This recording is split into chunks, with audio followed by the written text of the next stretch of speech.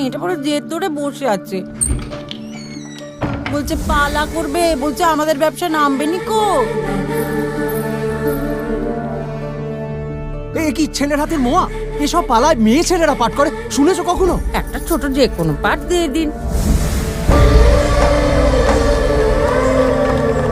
এই জগতে শতপাপে নেই পুরুষের স্খলন, নারীর নিস্তার নেই।